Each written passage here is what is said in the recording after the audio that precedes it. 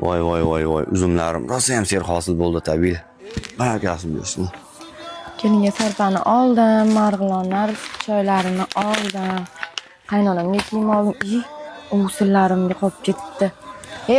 Menga qarang, mobil taksi chaqiring tezda. Nimaga? Qumtepaga borib kelaylik. Obbo. O'simjonlarimga narsa olish esimdan chiqib qolibdi-da. O'tilanga olmasang olmabsan. Yo'q, borib kelaylik. Mebel ham olganimiz yo'q hali. Birato'la Qumtepadan olib kelamiz. Hozir ana bitta yaxshi mebelchi o'rtog'im bor. O'shandan mebel zakaz qilamiz, uyingni razmeriga moslab, sifatli qilib o'zi yasab beradi. Arzon ham tushadi. O'rta seni bekordan bekorga chaqirganim yo'q. Yaqinda to'y boshlaganman, 10 kun vaqtimiz qoldi. Mana shu uy razmeri, chotki qilib mebel, spalni hamma yo'g'ini yasab bergan o'rta. Baholasa yasab chiroyli dizaynda qilib beramiz. Ammo mana ideal mebelni maqtab olib kelibman. Agar yaxshi chiqmasa, uni anakonda ekomiz ham g'ajib tashlaydi. Baholasa. O'zimiz bilamiz.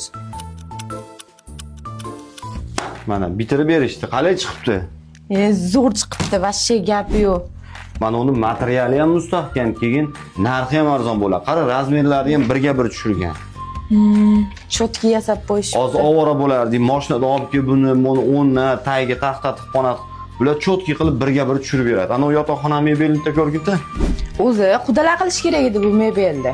Ha, endi ularga ham o'ligingda otib olasanmi? O'g'ling mana pul topib qilyapti-kan, qilaversin ideal mebel mana narxini ham hamyonbop qilib berdi, o'zimiz qilib turganligimiz uchun ham sifatli qilib berdi. Menga dadam qilib bergan u mebelda. Endi u paytda boshqa yerda yuzimga solaverma.